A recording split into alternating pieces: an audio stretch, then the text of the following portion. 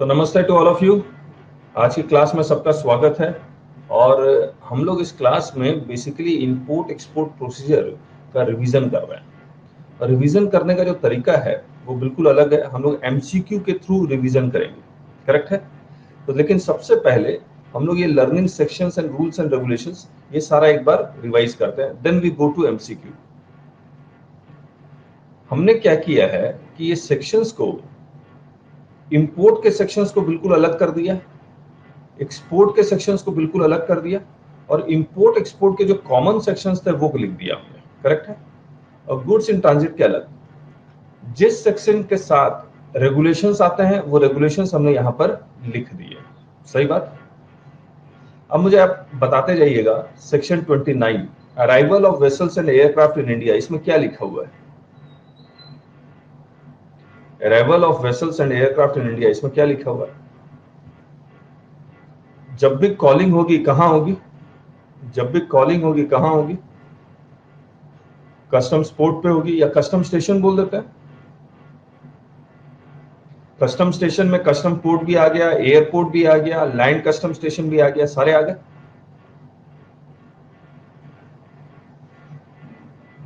और किस सर्कमस्टांसेस में कॉलिंग कस्टम स्टेशन में नहीं हो सकती है? इमरजेंसी लिख दे, bad weather, accident, etcetera etcetera, unavoidable circumstances. बस इतना ही करते हैं। ये एग्जाम में इसका क्वेश्चन आया, इसका चांस 0.001% है।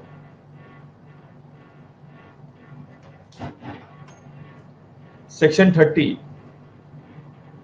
डिलीवरी ऑफ अराइवल मैनिफेस्ट और इंपोर्ट मैनिफेस्ट और इंपोर्ट रिपोर्ट। अराइवल मैनिफेस्ट या इंपोर्ट मैनिफेस्ट किस कन्वेंस से रिलेटेड है? किस कन्वेंस से रिलेटेड है?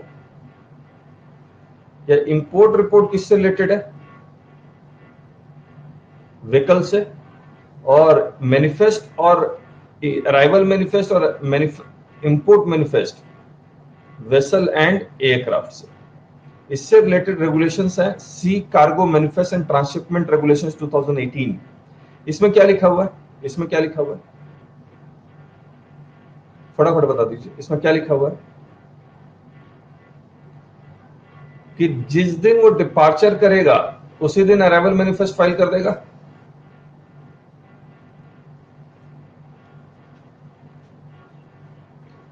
इंपोर्ट रिपोर्ट कब फाइल करनी होती है उसको? आने के बाद या आने से? नहीं, इंपोर्ट रिपोर्ट व्हीकल के केस में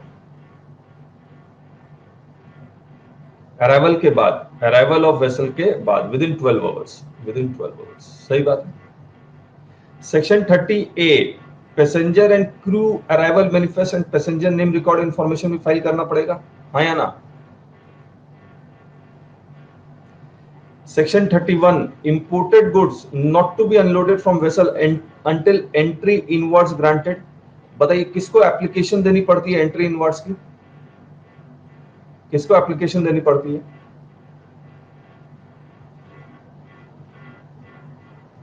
प्रॉपर ऑफिसर को एप्लीकेशन देगा, लेकिन कौन देगा एप्लीकेशन? कौन देगा एप्लीकेशन?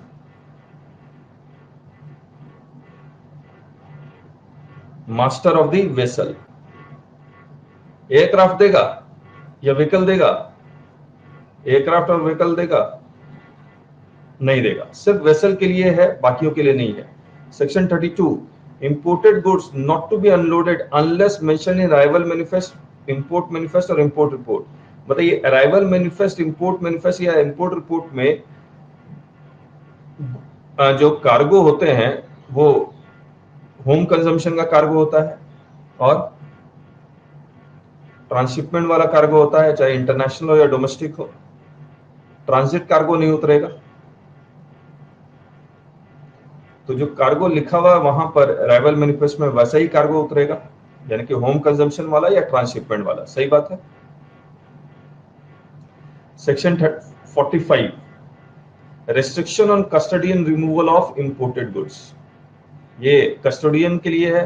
बताइए 45 में अगर गुड्स अनलोड हो चुके हैं, वहां से गुड्स पिल्फर्ड हो जाते हैं, तो कौन पे करेगा टैक्स?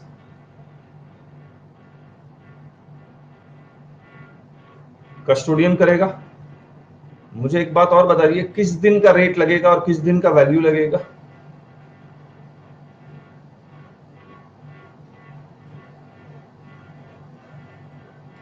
जिस दिन अराइवल मैनिफेस्ट या इंपोर्ट मैनिफेस्ट जमा करवाया गया है। सही बात है, date of correct. Entry of goods on importation, entry का मतलब हमने क्या बताया था? ये सेक्शन 2 सबसेक्शन 16 में डिफाइंड है। वैसे एंट्री का मतलब बिल ऑफ एंट्री और शिपिंग बिल दोनों हो सकता है। तो यहां लिखा हुआ है entry of goods on importation. क्या फाइल करेगा इंपोर्टेशन के वक्त? Bill of entry. ये बिल ऑफ एंट्री उसको कब फाइल करना है? ये बिल ऑफ एंट्री उसको कब फाइल करना है? Advance bill of entry file करता है तो वेसल के अराइव होने से 30 डेज के पहले तक एडवांस हो सकता है, और बाद में 30 डेज के अराइवल ऑफ वेसल के 30 डेज के बाद भी कर सकता है। सही बात है, 30 डेज के अंदर करना पड़ेगा।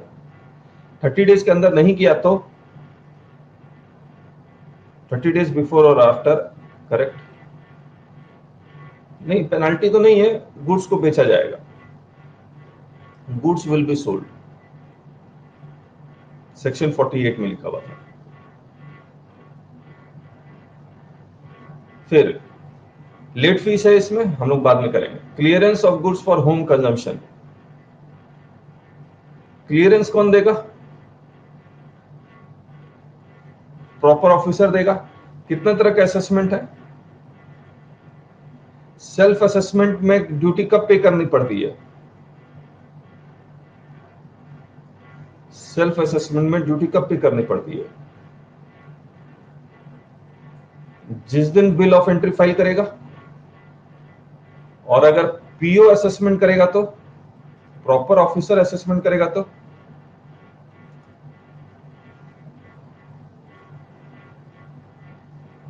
नेक्स्ट डे तक, नेक्स्ट डे तक। करेक्ट है। Deferred payment of import duty rules किसके लिए एप्लीकेबल है?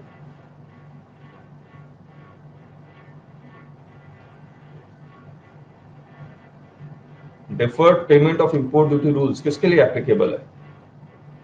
ऑथराइज्ड इकोनॉमिक ऑपरेटर के लिए। ठीक है, वो डेट याद होगी आपको। Procedure in case of goods not clear, और ये स्टोरेज वाला एक्सपोर्ट का, export goods not to be unloaded on vessel until entry outwards is granted. तो ये तो ठीक है। Export goods not to be loaded unless duly passed by proper officer. Delivery of departure manifest, यहां पर हम लोग सबसे पहले आता है सेक्शन 50 में, entry of goods for exportation यानी कि शिपिंग बिल। कब फाइल करेगा शिपिंग बिल? कब फाइल करेगा? जब भी गुड्स रेडी हो जाए फाइल कर देगा। इसके लिए कोई टाइम लिमिट थोड़ी है, एनी टाइम। इसके बाद प्रोसेस है कॉमन फॉर इंपोर्ट एक्सपोर्ट, इसको हम लोग नहीं कर रहे, हम लोग बाद में करेंगे। गुड्स इन ट्रांजिट, इसको भी हम लोग बाद में करेंगे। मैं अब बाद में यानी कि एमसीक्यू के साथ करेंगे। ये मेमोरी चार्ट हमने बनाया है। अराइवल ऑफ वेसल से पहले, पहले import by vessel, arrival of vessel से पहले अराइवल मैनिफेस्ट फाइल करेगा गुड्स के लिए, पैसेंजर अराइवल मैनिफेस्ट फाइल करेगा पैसेंजर के लिए, और application for entry inward. सही बात है। अगर ये टाइम पे फाइल नहीं करता है, ये अगर टाइम पे फाइल नहीं करता तो पेनल्टी कितनी है?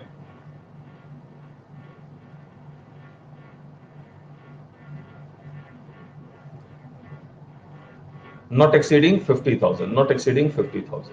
करेक्ट है। अब एयर इंपोर्ट बाय एयर करता है तो वही सेम है।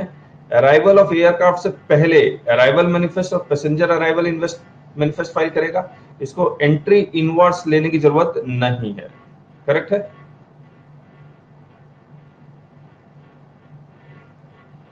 और लैंड से इंपोर्ट करता है तो पहले आएगा उसके बाद फाइल करेगा। ये सीक्वेंस है। कितने कितने आवर्स में? Up to 12 hours, with in 12 hours. 24 नहीं है, विद इन 12। करेक्ट। अब आइए, इंपोर्ट बाय वेसल में application for entry inwards, berth मिलेगा entry inwards, this is permission to unload the cargo.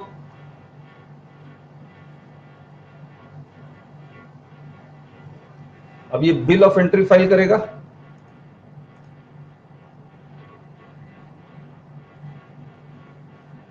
Bill of entry कब फाइल करेगा? Arrival of vessel के next day तक। सही बात है या नहीं है?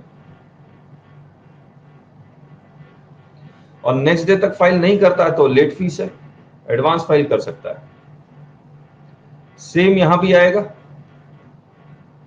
एयरक्राफ्ट में, लेकिन लैंड में है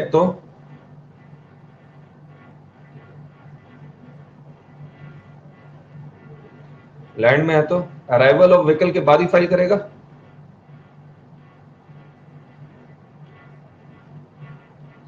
अब देखिए लैंड में क्या है, व्हीकल अराइव हुआ, ये 12 घंटे के अंदर अराइवल रिपोर्ट फाइल कर रहा है। ये भी कोशिश करे कि 12 घंटे के अंदर, यानी कि जिस दिन व्हीकल आया उसी दिन फाइल कर दे। सही बात है ये? या नेक्स्ट डे तक फाइल कर दे, that is the due date, तभी तो मैचिंग होगी, नहीं तो मैचिंग कैसे होगी?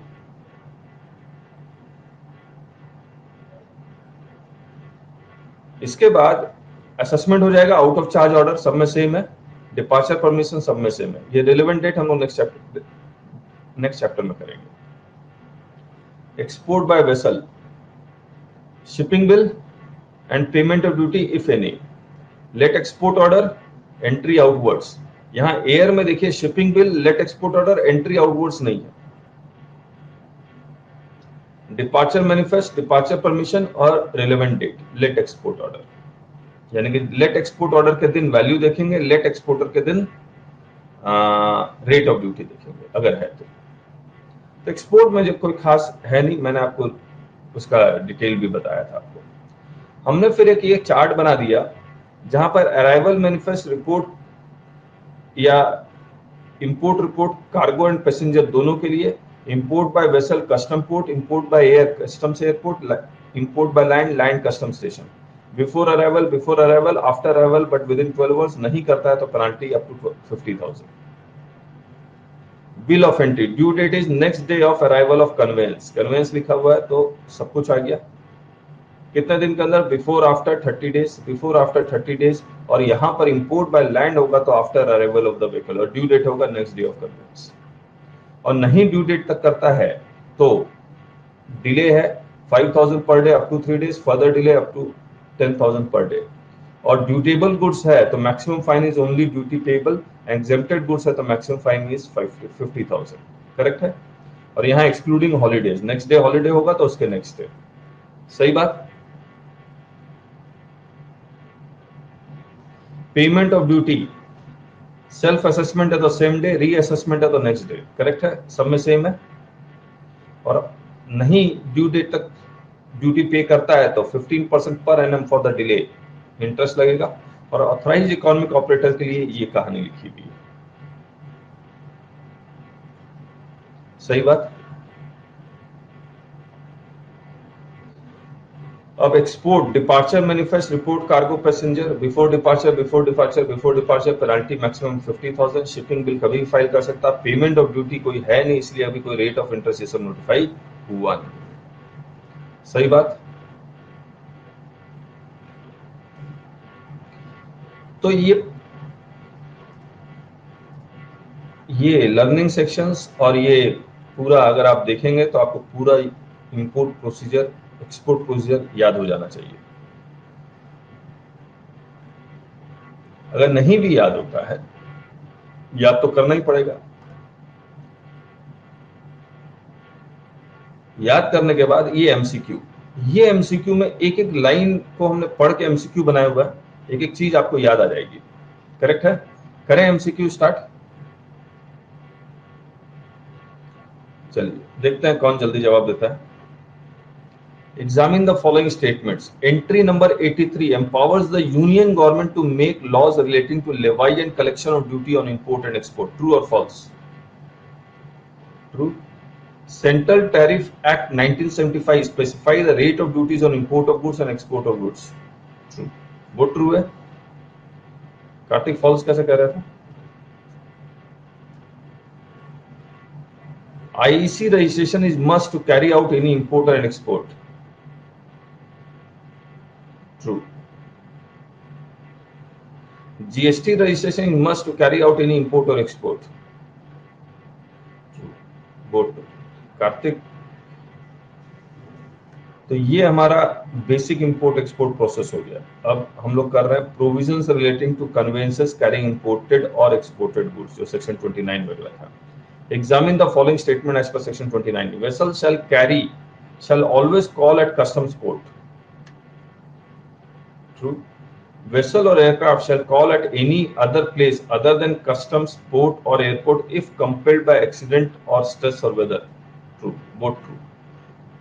देखिए सेक्शन 29 लैंड कस्टम स्टेशन के बारे में बात नहीं कर रहा है, लेकिन फिर भी अगर लैंड कस्टम स्टेशन में कोई व्हीकल नहीं आता तो उसका कहीं और जगह जाता है तो उसको कॉन्फिस्केट किया जा सकता है।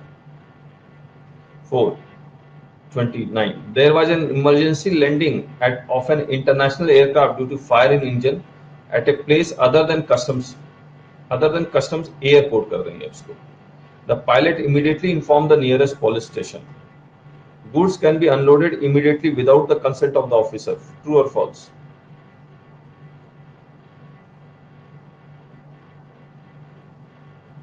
False. कंसेंट लेना जरूरी है। और एक बात बताइए, लेकिन आफ्टर कंसेंट मिलने के बाद तो अनलोडिंग कर सकता है, हाँ या ना? इस लाइन से बनाई हुई है। Provided that nothing in this section shall prohibit the departure of any crew or passenger from the vicinity or the removal of goods from the vessel or aircraft, where the departure removal is necessary for reasons of health, safety, or the preservation of life or property. The goods can be unloaded immediately without the consent of the officer, और यहां भी लिख देते हैं there was no danger.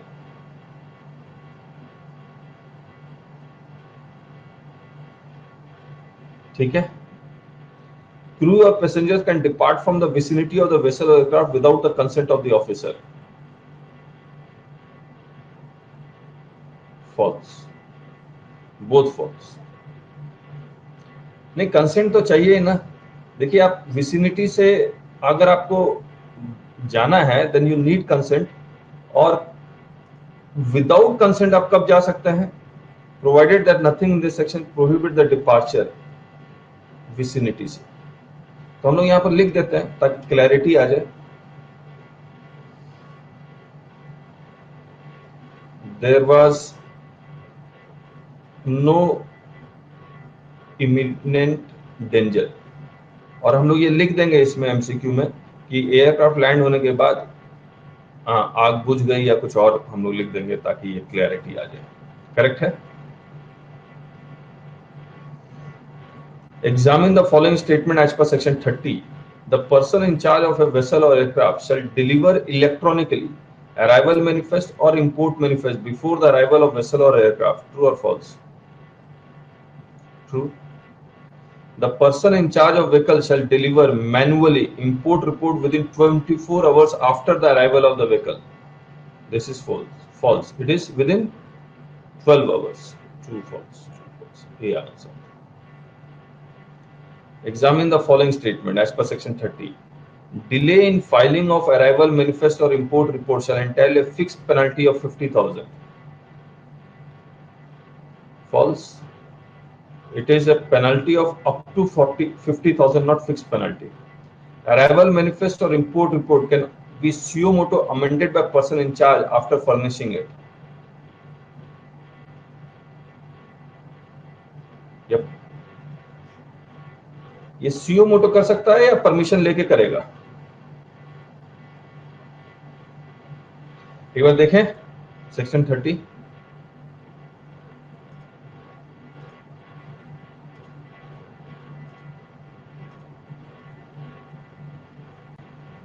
यहां लिख रहा है the proper officer is satisfied that the arrival manifest और इंपोर्ट मैनिफेस्ट और import report is in any way incorrect or incomplete and there was no fraudulent intention, he may permit it to be amended or supplemented.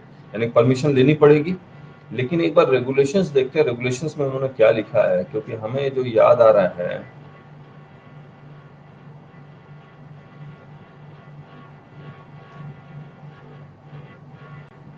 देखिए ये क्या लिखा है, provided that for the vessels carrying non containerised cargo. Non containerised cargo क्या होता है, जहां पर पूरा का पूरा वेसल ही गोडाउन है, एक तरह से पूरा का पूरा वेसल, उसमें कंटेनर है नहीं, तो that is non containerised cargo. लेकिन उसमें एक दो कंटेनर हो सकते हैं, इसीलिए लिखा हुआ वेदर और not carrying containerised cargo. Authorized sea carrier may, irrespective of the voyage duration, update the arrival manifest before entry inwards at the destination customs port. Update कर सकता है, यहाँ परमिशन के बारे में कुछ नहीं लिखा हुआ। अमेंडमेंट यहाँ देखते हैं, where any officer authorized by the commissioner of customs is satisfied that the arrival manifest or departure is incorrect or incomplete, there was no fraudulent intention. Yes, तो परमिशन लेनी पड़ेगी, परमिशन लेनी पड़ेगी, सुयो मोटो नहीं है, सही बात है। और जब एक्ट में लिख दिया कि परमिशन लेनी पड़ेगी, रूल्स तो ऐसे, रेगुलेशंस तो ऐसे ही ओवरराइड नहीं कर पाएंगे।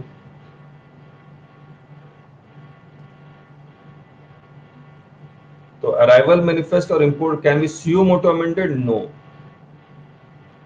तो this is also false, both false, सही बात।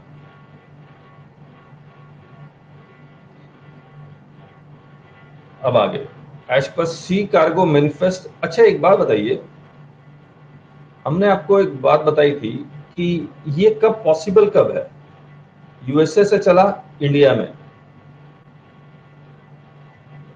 रेगुलेशन ये कहता है, एक्ट ये कहता है बिफोर अराइवल आपको अराइवल मैनिफेस्ट फाइल करना है, रेगुलेशन कहता है बिफोर क्या, बोला जिस दिन डिपार्चर कर रहा है यहां से, ये डिपार्चर मैनिफेस्ट यहां का अराइवल मैनिफेस्ट हो जाएगा। लेकिन कहीं रुकते हुए आ रहा है, ट्रांसशिप या लोडिंग अनलोडिंग ले रहा है, तो ये पोर्शन इसको अमेंड करना पड़ेगा, तो इसके लिए परमिशन ले लेगा। There is no fraudulent intention, ये तो कार्गो भी वैसा था, सही बात है या नहीं है।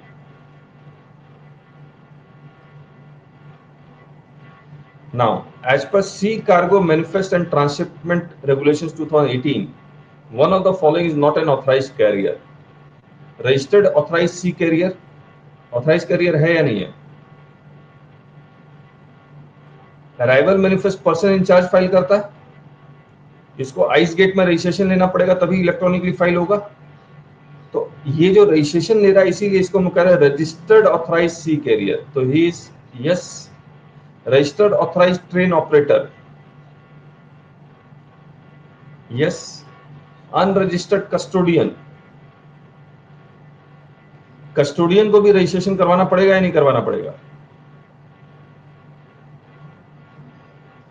यस पोस्टल अथॉरिटी रजिस्ट्रेशन करवाएगा, नो। तो basically he is not authorised, custodian registration करवाएगा तभी पॉसिबल है। मैं आपको एक बार किताब दिखलाता हूं।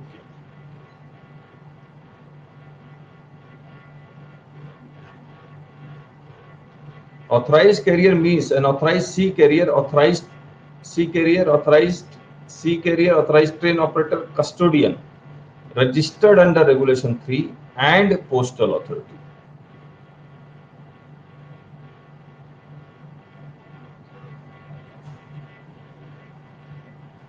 तो पोस्टल अथॉरिटी अगर अनरजिस्टर्ड है तो भी ये ऑथराइज कैरियर बन सकता है, लेकिन सबसे बड़ी बात ये है कि पोस्टल अथॉरिटी को उन्होंने एंड पोस्टल अथॉरिटी लिखा है।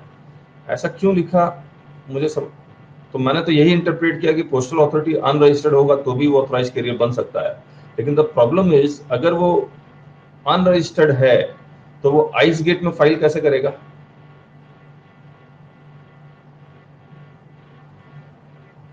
करेक्ट है।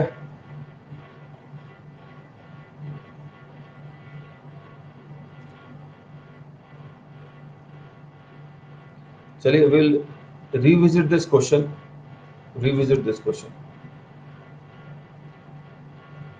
As per Sea Cargo Manifest and Transshipment Regulations 2018, registration of authorized carrier is valid for initial period of 3 years. True or false? Registration can be extended by further period of 5 years for all authorized carrier, including authorized economic operator. This is false. Authorized economic operator के लिए कितने साल तक extension हो सकता है? 10 years. So true, false. As per Sea Cargo Manifest and Transshipment Regulations, cargo declaration shall be delivered before departure of the vessel from the last port of call, but can be updated before arrival of the vessel. True or false? कहिए. True. Application of entry inward, store list, passenger list can be delivered before arrival of the vessel. This is also true. Both true.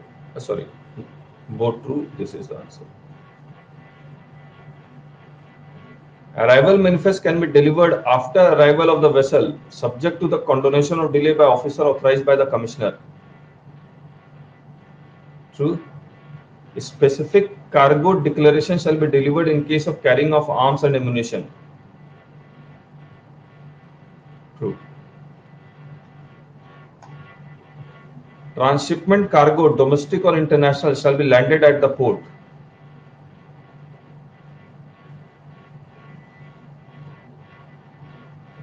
कहिए. Transshipment cargo true हो गया, उतरेगा ही है. Transit cargo, domestic और international, shall be continue on board, यानी उसको उतारा नहीं जाएगा. Both true.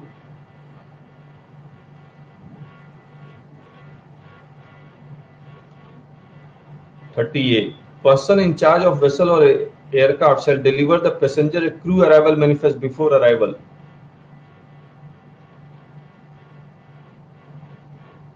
Person in charge of vehicle shall deliver the passenger and crew arrival manifest within 12 hours before the arrival of the vehicle.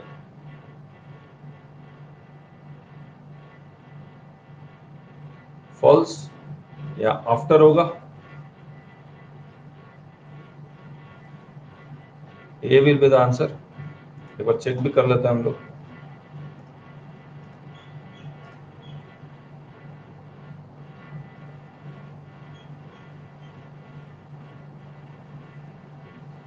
The person in charge of a conveyance that enters India from any place outside shall deliver the passenger crew arrival manifest and upon arrival in the case of a vehicle. Upon arrival है.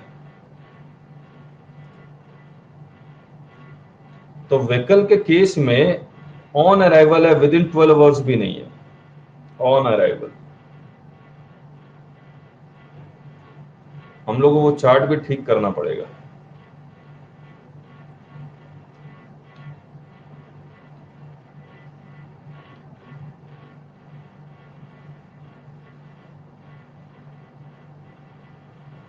यहीं पर मैं लिख दूंगा arrival report with in 12 hours and passenger arrival manifest on arrival.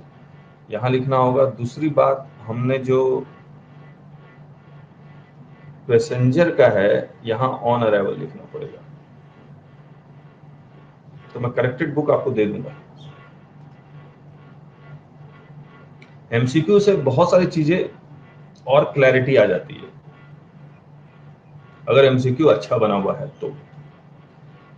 The master of a vessel shall not permit the unloading of any imported goods until an order has been given by the proper officer granting entry inwards to such vessel. True or false?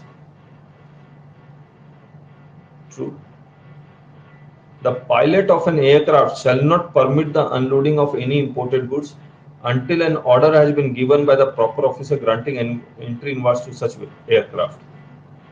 False. Aircraft के लिए entry inverse की जरूरत नहीं होती है, vessel के लिए होती है बस. Proper officer may permit unloading even if arrival manifest is not been filed before arrival of the vessel.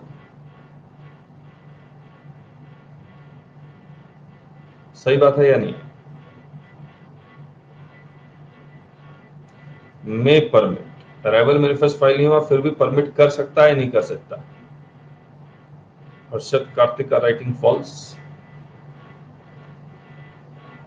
Kartik valid question, कैसे पता कैसे लगेगा क्या चीज उतारना है? एक्सेप्शनल सर्कमस्टांसेस में पॉसिबल है, 31 में लिखा हुआ, हम लोग एक बार 31 पढ़ते हैं। लेकिन एक अच्छी बात है कि आप लोग अब सवाल सही करने लगे। Kartik, how will he know? That's nice.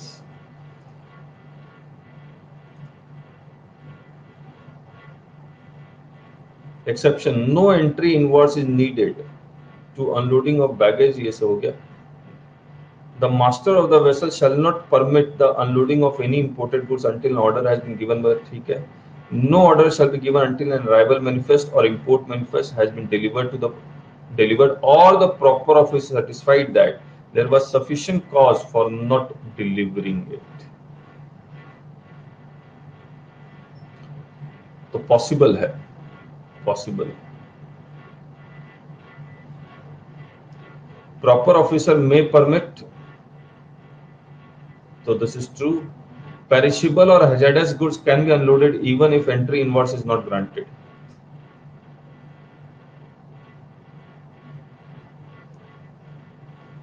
Aparna is writing false, Karthik is also writing false। Let us see the law again।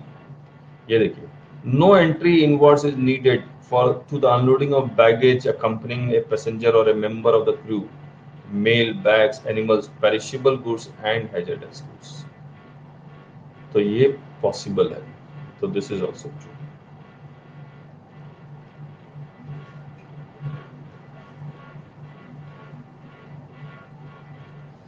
चलिए, only those goods which are mentioned in arrival manifest as to be cleared for home consumption or for warehouse can be unloaded at that specified custom station only।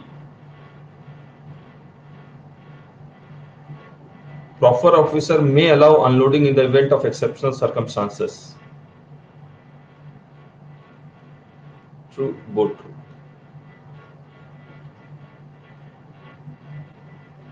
Un 33 आ गए, unloading of imported goods and loading of export goods shall be at landing place। True। Unloading of imported goods and loading of export goods may or may not be under the supervision of proper officer if there is a general permission by way of notification and special permission by the proper officer।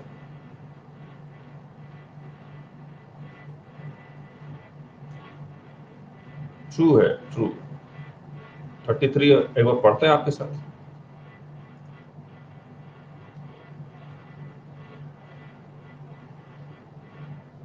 Except with the permission of the proper officer, no import goods shall be unloaded and no export goods shall be loaded at any place or place approved this। ये देखते हैं, loading and unloading supervised by custom officer, provided that the board may by notification in the official gazette give general permission and proper officer may in any particular case give special permission। यानी कि notification से CBIC proper officer को एक general permission दे देगी और फिर general permission जब proper officer को मिल गया तो वो स्पेशल परमिशन दे देगा फॉर एनी गुड्स और class of goods to be unloaded और loaded without the supervision of the proper officer.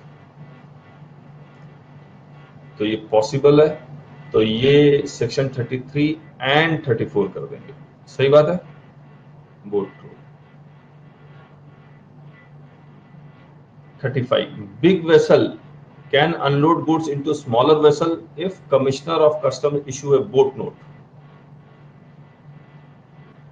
True। Smaller vessel can load the goods into a bigger vessel if commissioner of customs issues a boat note। True। तो basically ये MCQ यही highlight कर रहा है, smaller vessel से big vessel में जा सकता है, बिग वेसल से स्मॉल वेसल में जा सकता है, बोट नोट होना जरूरी है। Boat. 36, goods can be loaded or unloaded at 24/7 custom port or holiday on holidays subject to the payment of merchant overtime fees।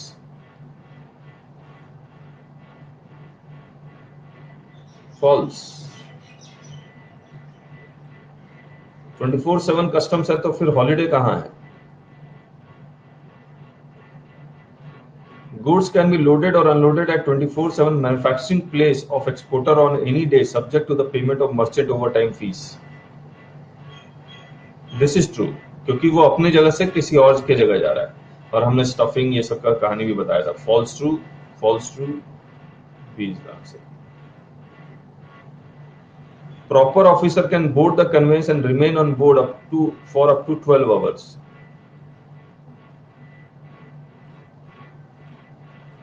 False.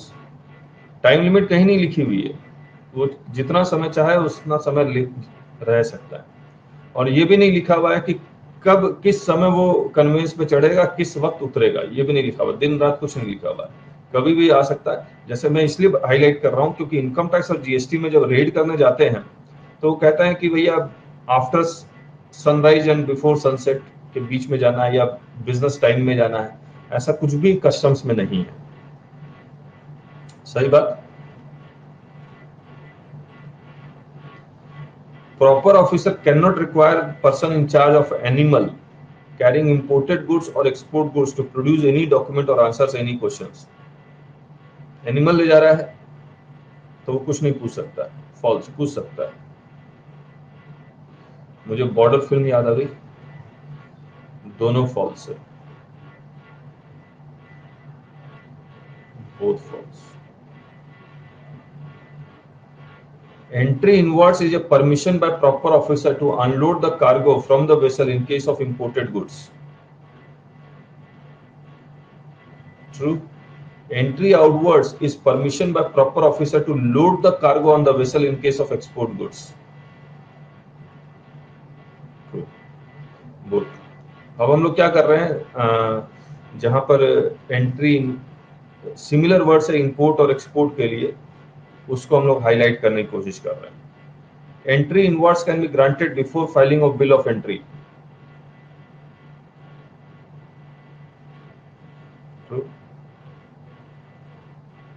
तो एंट्री इनवर्ड्स को बिल ऑफ एंट्री से तो कोई मतलब ही नहीं है.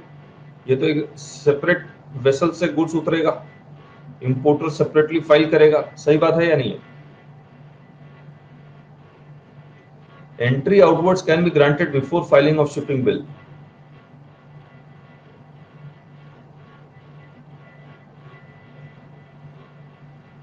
ये फॉल्स है, क्योंकि जब तक शिपिंग बिल फाइल नहीं होगा तब तक स्टफिंग नहीं होगा, सीलिंग नहीं होगा, गुड्स आएगा नहीं, आउटवर्ड्स कैसे ग्रांट कर देगा? सही बात. True false.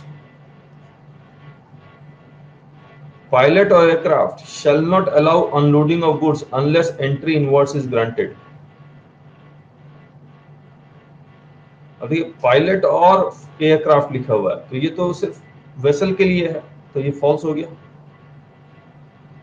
Pilot of aircraft shall not allow loading of goods unless entry outwards is granted.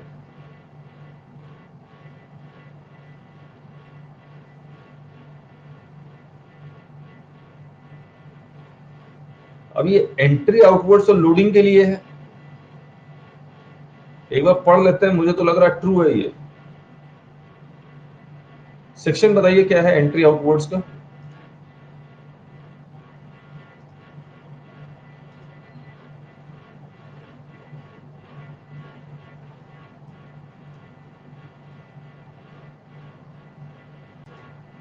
तो section 39 entry of goods not to B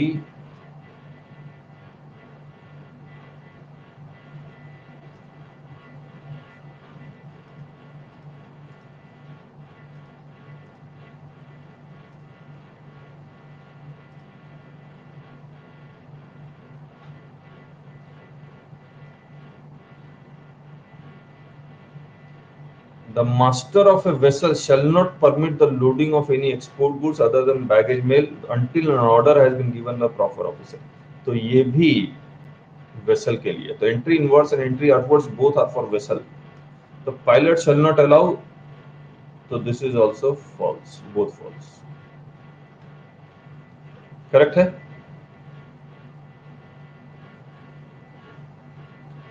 Again, departure manifest can be filed manually in duplicate if approved by Commissioner of Customs.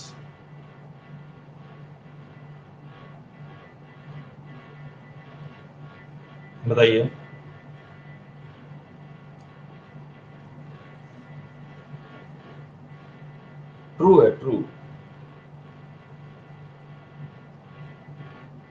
Arrival manifest can be filed manually in duplicate if approved by Commissioner of Customs.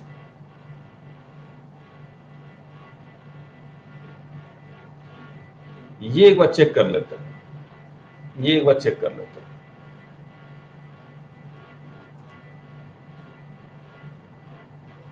Departure manifest का section कौन सा है?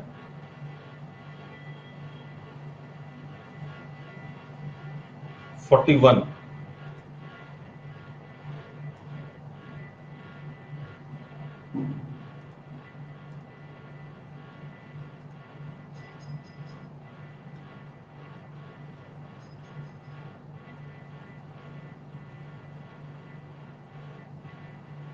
Provided that the principal commissioner of customs or commissioner in cases where it is not feasible to deliver departure manifest this allow the same to be delivered in any other manner, that is manually. अब arrival manifest का देख लेते हैं। Duplicate तो चाहिए ही चाहिए।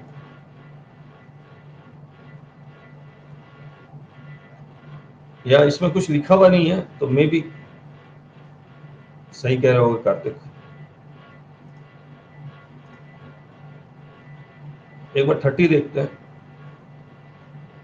Delivery of arrival manifest और import report, क्या ऐसी कोई भी लाइन यहाँ लिखी हुई है? नहीं लिखी हुई है। तो अराइवल मैनिफेस्ट जब भी होगा इलेक्ट्रॉनिकली होगा, departure manifest other than electronic भी हो सकता है। तो this is false. Departure can be filed manually, ये डुप्लीकेट वर्ड हटा देते हैं। कार्तिक इज करेक्ट, हमें पता ही नहीं है क्या लिखा हुआ। तो ट्रू एंड फॉल्स, एग्री?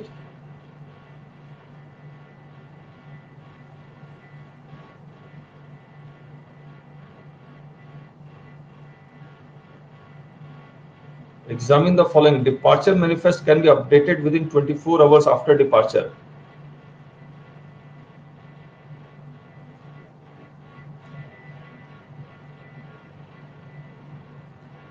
बताइए।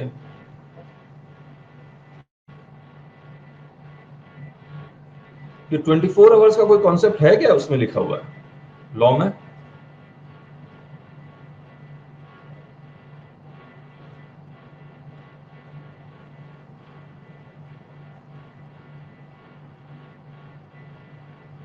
अपडेट तो कर सकता है। 41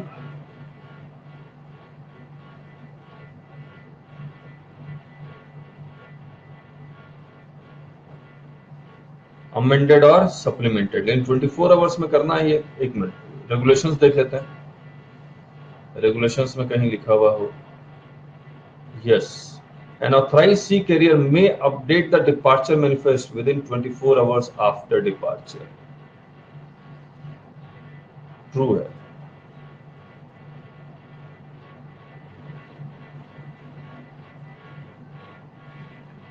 Arrival manifest can be updated if allowed by proper officer who is authorized by commissioner. Obviously true है।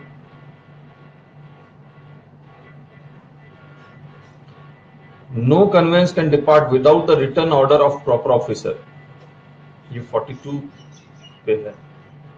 ये वाला सेक्शन जो है वो 41 है, लिख देंगे हम लोग। True.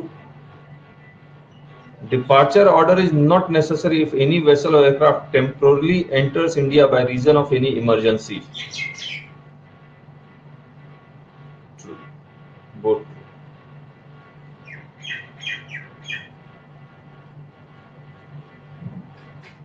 Clearance of imported goods and export goods. All imported goods unloaded in customs area shall remain in custody of custodian as approved by Commissioner of Customs. True or false? True. Pilferage of imported goods from a customs area, liability to pay customs duty shall be on importer. False. Custodian shall pay duty on pilfered goods lying in customs area at the rate prevailing on the date of filing of bill of entry if pilfered. If pilfered, ये भी लिखना होगा। True or false? False है, date of filing of bill of entry नहीं है, date of filing of arrival manifest है। 45 एक बार देख लेते हैं आपके साथ।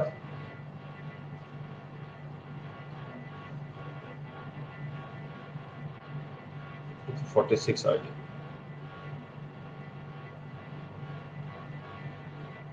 ऑन अराइवल मैनिफेस्ट और इंपोर्ट मैनिफेस्ट, ठीक है।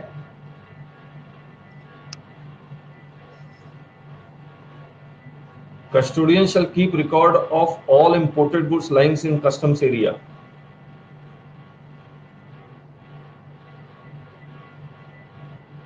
ट्रू। मुझे एक बार चेक कर दे, इंपोर्टेड गुड्स का रखेगा, सबका रखेगा, एक्सपोर्ट गुड्स भी तो उसी के अंडर हो रहा है।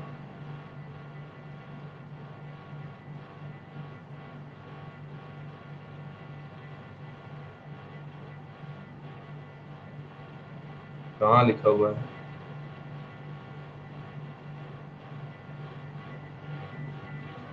Shall keep a record of such goods and send a copy.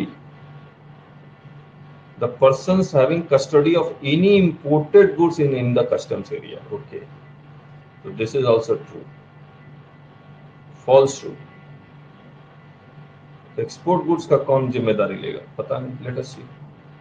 25 origin port is USA, destination port is ICD Delhi. The goods are unloaded at Mumbai port. As arrival manifest mentioned the goods to be transshipped to ICD Delhi. Examine the following statement as per section 46 and 54. Bill of transshipment shall be filed by importer at Mumbai port. True or false?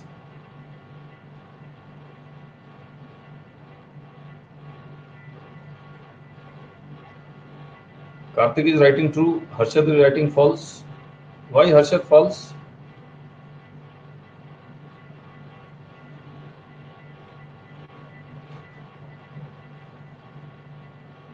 Importer file नहीं करता है, importer file नहीं करता है bill of transshipment.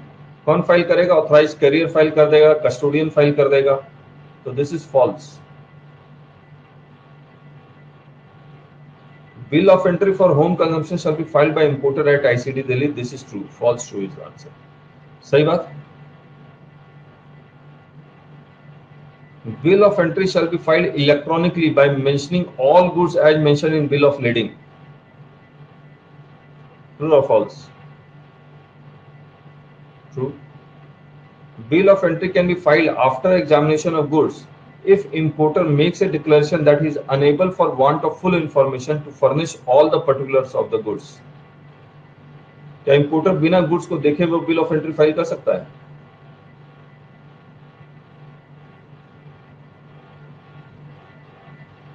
देखिए generally उसको तो bill of lading, invoice और पैकिंग लिस्ट मिला है, उसी को देख के उसको बिल ऑफ एंट्री फाइल करना है। He can not examine the goods and then file, but if the proper officer allows then it can.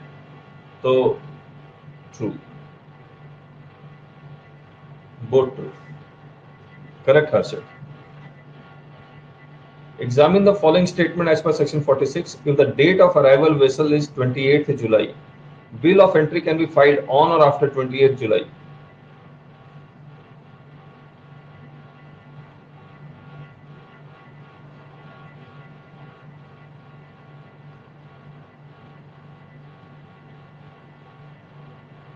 ऐसा करते हैं, bill of entry can be filed any time on और after. Any time भी लिख देंगे यहां पर, यानी कभी भी 1 साल 2 साल बाद भी फाइल कर सकता है। That is not allowed. False. Advance bill of entry can be filed any time between 28th June to 27th July. True. 30 days advance कर सकता है, तो false true. This is answer.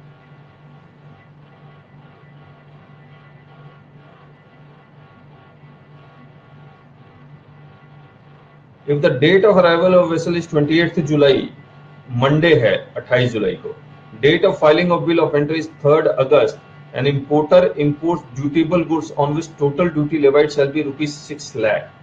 Due date of filing of bill of entry is 29th July. True or false?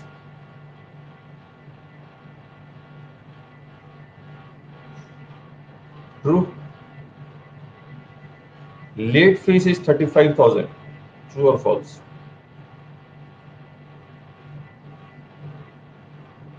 Calculate कीजिए.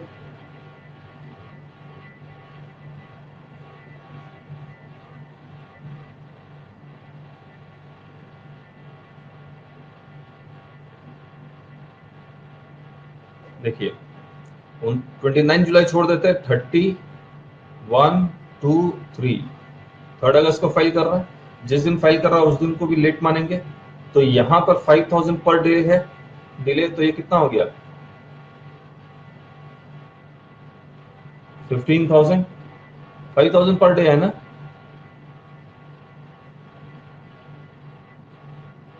और ये अगस्त का महीना चल रहा तो सॉरी अगस्त का महीना चल रहा तो 30 और 31. तो ये 15 हो गया. ये 20,000 हो गया. 10,000 पर डे. तो टोटल लेट फीस 15,000 आ जाएगा. 35,000 आ जाएगा. Both true. सही बात. Due date of payment of duty is date of filing of bill of entry by importer. True or false? True. Self assessment है. Due date of filing of bill of entry is the end of next day following the day on which the aircraft or vessel or carrying the goods arrives at custom station. True. Both true.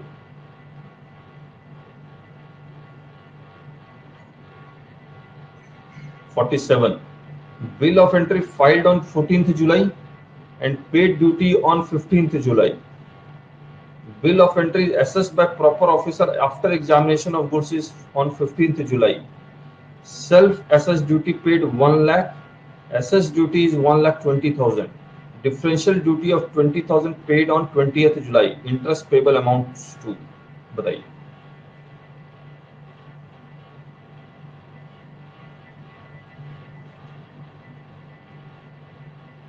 Calculate कीजिए. मैं record. Let us calculate. Bill of entry वो file कर रहा 14 जुलाई को. जिस दिन bill of entry file कर रहा है उसी दिन उसको ड्यूटी पे करना चाहिए, लेकिन वो ड्यूटी पे कर रहा 15 जुलाई को. सही बात. तो यहाँ का सेल्फ असेस ड्यूटी जो पे कर रहा है उसमें एक दिन का डिले है. और सेल्फ असेस ड्यूटी कितना है? 1 लाख. रेट ऑफ इंटरेस्ट कितना है? 15%. तो 15% ऑफ 1 लाख. अलग से कर देता हूं. 15% of 1 lakh divided by 365 into 1 day. कितना आएगा?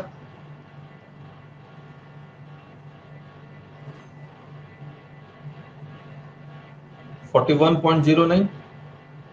अब अगर दूसरा देखेंगे क्वेश्चन, सॉरी, डिफरेंशियल ड्यूटी 20,000 है और प्रॉपर ऑफिसर ने असेस कब करके दिया? 15 जुलाई को. तो नेक्स्ट डे तक पे करना है, यानी कि 16 जुलाई को पे करना है. लेकिन पे कब कर रहा है? 20 जुलाई को. तो 17, 18, 19, 20 4 डेज का डिले है. तो 15% ऑफ 20,000 डिवाइडेड बाय 365 इंटू 4 कितना आएगा?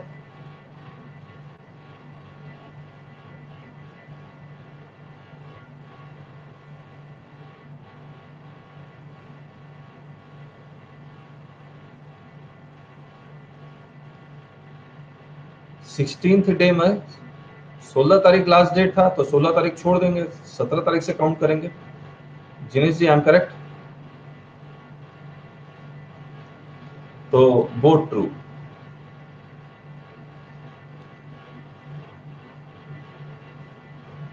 Examine the following statement as per deferred payment of import duty rules. The due date of payment of import duty for an importer who is eligible authorized economic operator if the bill of entry is filed on 14th March, 18th March and 31st March. For bill of entry filed on 14th March, the due date of payment of duty shall be 16th March. True or false? True. For bill of entry filed on 18th March and 31st March, the due date of payment of duty shall be 1st April. False. क्या correct क्या होगा? Correct क्या होगा? 31st March. True, false. Bill of entry for home consumption filed on 16 September and duty has been paid. Examination of goods is pending. Such goods can be stored in a warehouse even if warehousing procedure is not followed.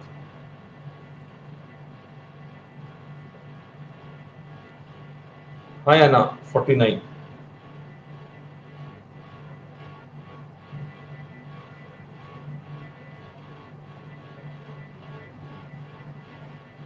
True. आप लोग जवाब क्यों नहीं दे पाए इसका?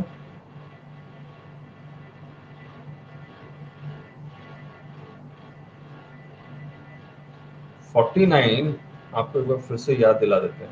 हमने 49 आपके साथ डिस्कस जो किया था कि अगर किसी भी कारण से if the goods are not being cleared within 30 days, then you can deposit the goods in warehouse without warehousing. याद है आपको?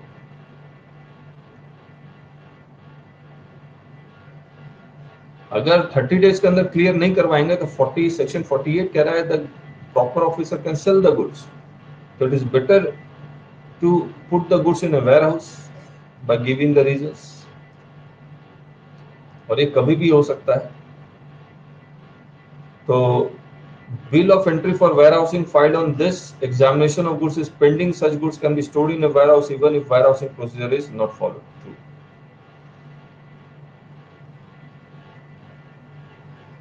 33.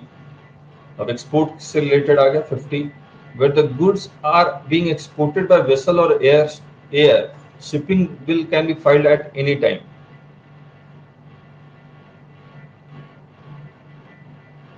True. Where the goods are being exported by land, bill of export can be filed at any time. True. Duty drawback, GST refund and other export incentive depends upon how accurately and completely shipping bill or bill of export has been filed in. True.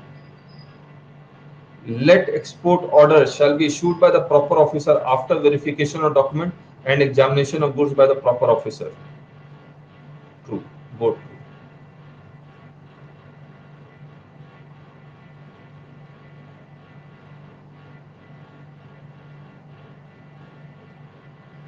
(51A, 51B) Electronic cash ledger can be used for payment of basic custom duty and IGST on import of goods. True. जो IGST on import of goods लगता है, ये IGST है या import duty है?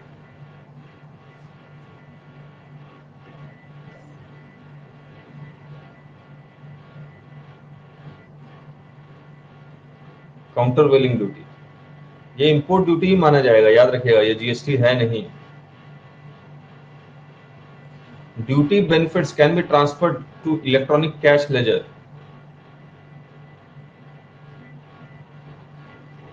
True and false? False. Electronic credit ledger में ट्रांसफर होगा. तो जो इलेक्ट्रॉनिक क्रेडिट लेजर उसके बदले जो ड्यूटी बेनिफिट्स है उसके बदले कैश नहीं मिलेगा, याद रखिएगा. These are only for utilization of payment of import duty. Goods in transit. Transit goods can remain in same conveyance if mentioned in arrival manifest.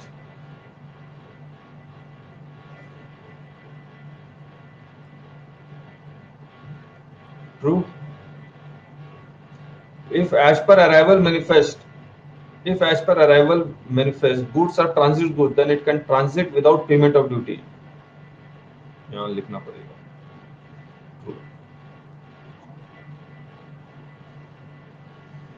Now, journey of vessel USA to Mumbai and back to USA, यानी कि USA to Mumbai फिर Mumbai to USA. As per arrival manifest, destination of one container is transshipped to Chennai from Mumbai. Correct? मैं एक बार बता देता हूँ. USA to Mumbai जाएगा और फिर मुंबई टू यूएसए चला जाएगा। तो चेन्नई तो जा ही नहीं रहा है, तो ये वेसल चेन्नई नहीं जा रहा है। तो लेकिन इस वेसल में एक गुड्स कंटेनर ऐसा है जिसको चेन्नई जाना है, करेक्ट है। अब मुंबई पोर्ट में जब ये वेसल आएगा तो क्या क्या होगा? At origin port, that is Mumbai port, authorized carrier shall file bill of transshipment and departure manifest. True or false? True. At destination port, Chennai, that is Chennai port, authorized carrier shall file arrival manifest. True. और importer क्या file करेगा? Bill of entry. तो यहां लिख देंगे and importer shall file bill of entry.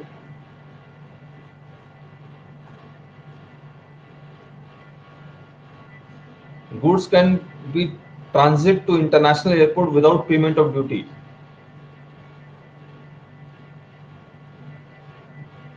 True. Goods can be transit to international airport without payment of duty.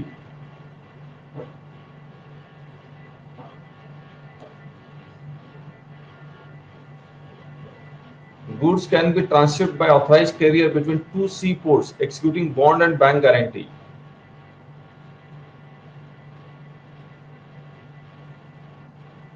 False.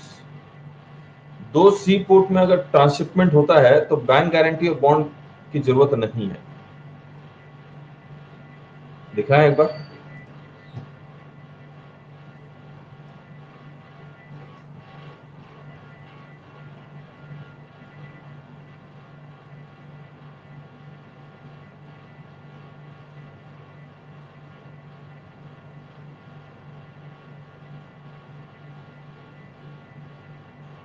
कहाँ लिखा हुआ था?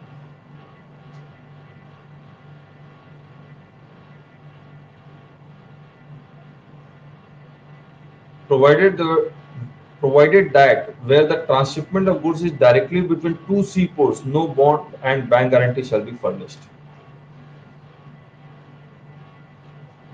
Container shall be sealed where goods are transshipped through land route.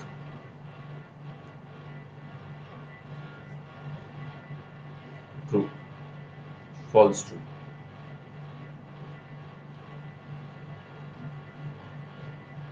So we completed it.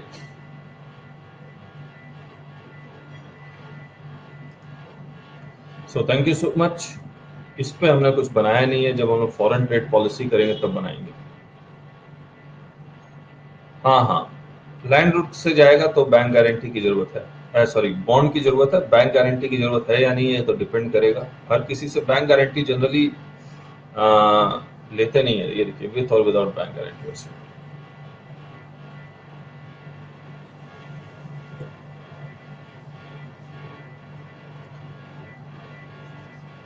So thank you so much.